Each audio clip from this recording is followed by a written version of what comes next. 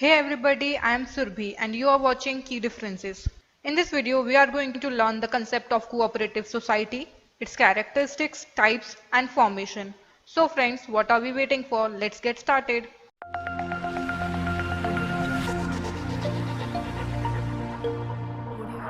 Before starting our topic of discussion, first of all you should know why a cooperative society is created. Well, cooperative societies are formed as a means of protecting the interest of weaker sections of the society against exploitation and oppression by economically strong and powerful sections. It represents that form of business organization in which individuals come together voluntarily and on equal basis to further their common interest. So, cooperative society is a voluntary association of persons with common needs, unrestricted membership and collectively owned funds. It comprises of ordinary wage earners, producers and consumers.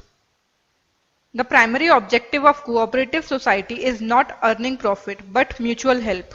This means that it attempts to serve the people who formed it, that is, its members. And for this, available resources are pooled from the members, and then these resources are utilized in an effective manner, and then the benefits received are shared with one another. It works on the principle of each for all and all for each. To form a cooperative society, people come forward as a group who are driven by the need to protect their economic interest.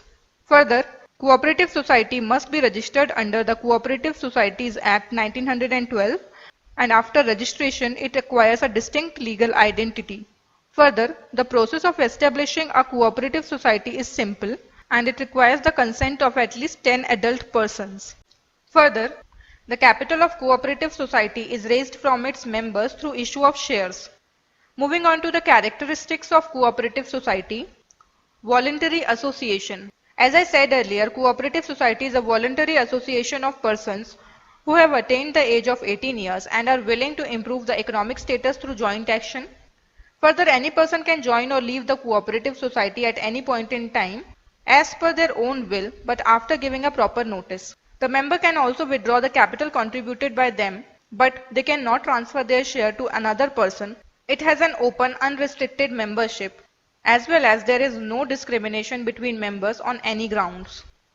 Legal status. Once the cooperative society is registered under the Cooperative Societies Act 1912, it becomes a distinct legal body, independent of its members. It can purchase or sell property in its own name and also enter into contracts. Hence, it is an autonomous organization. Further, being a separate legal entity, it remains unaffected by the entry and exit of its members. Limited liability. The liability of the members of cooperative society is limited to the amount contributed by them as capital. It can also be said that the liability of members of the cooperative society is limited to the extent of shares subscribed by them, and so personal assets of the members cannot be used to pay off debt. Control.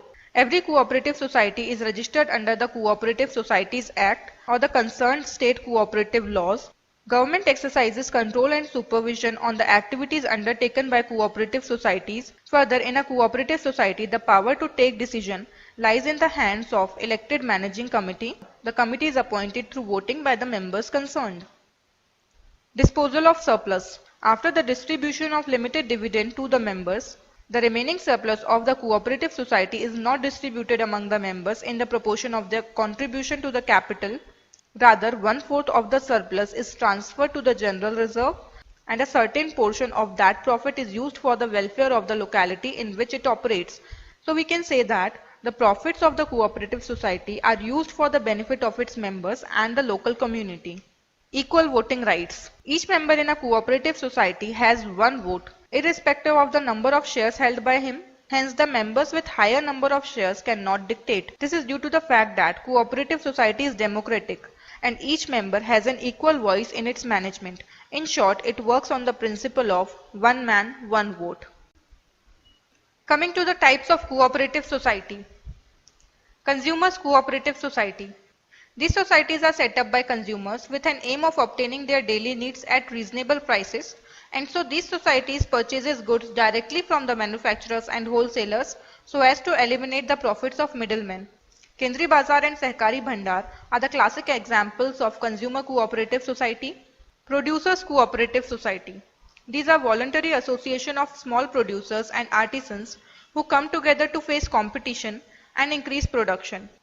These are of two types, industrial service cooperatives and manufacturing cooperatives. Some common examples of producers cooperative society are Andhra Pradesh State Handloom Weavers Cooperative Society, Haryana Handloom, etc. Marketing Cooperative Society. These comprises of small producers as members who want to sell their output at remunerative prices, and so the output of all the members are pooled together and then sold via centralized agency. This ensures elimination of middlemen. Some common examples of marketing cooperative society are Gujarat Cooperative Milk Marketing Federation, which sells product under the brand name Amul, Mother Dairy, etc. Workers Cooperative Society.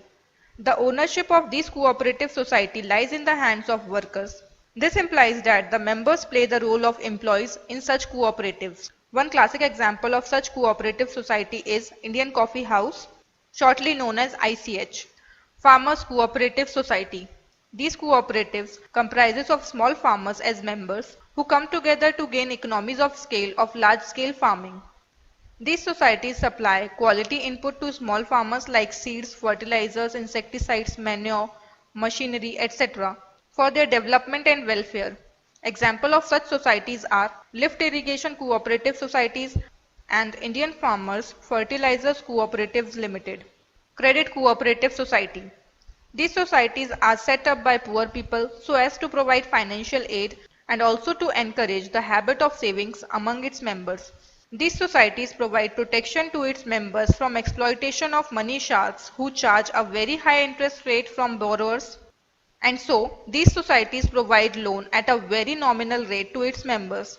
Urban Cooperatives Bank is a classic example of such cooperative society. Last is Housing Cooperative Society. People with low to medium income group form such societies to have a house of their own in urban areas. These societies either purchase land and give plots to its members where they can construct their house, or these societies construct houses and then provide these houses to its members. Employees Housing Society and Metropolitan Housing Cooperative Society are the example of such societies. Talking about the formation of cooperative society, to get the cooperative society registered, an application needs to be submitted in the prescribed format to the Registrar of Cooperative Societies of the state in which the society's registered office is based. For this purpose, 10 adult persons with common economic interest can submit a joint application to form the society. The application comprises of all the details related to the name and address of the society, its aims and objectives, name and address of its members, share capital and its division, copies of bylaws, etc. Now you must be wondering, what are bylaws? Bylaws are basically the rules and regulations of the society which govern its functioning. The cooperative society can adopt model bylaws rather than creating its own. After the submission of all the documents, that is application along with the copies of bylaws, the registrar of the cooperative society will verify everything carefully and thoroughly so as to make certain that they are in accordance with the provisions and spirit of the Act. After checking all the documents, when the registrar is fully satisfied, he will issue the certificate of registration to the society, and on receiving the certificate, it becomes a body corporate, which is a separate legal entity and have a perpetual succession. Here you should note that the management of cooperative society lies in the hands of the managing committee. The members of the managing committee are elected directly by the members of the cooperative society at the annual general meeting of the society through voting. The managing committee consists of president, vice president, joint secretary if any, treasurer, etc. The managing committee is responsible for determining the detailed programs and procedures of the society. So guys, this brings me to the end of this lesson. I hope you liked this video, and if you did, please do give it a thumbs up and share it with other people. And also, if you are new to this channel and wanna get more such useful videos, consider subscribing this channel and also hit the notification bell next to the subscribe button so that you are notified every time a new video is uploaded on this channel. And if you have any queries or feedback for me, feel free to leave in the comment section below. Until next time, this is me Surbhi signing off.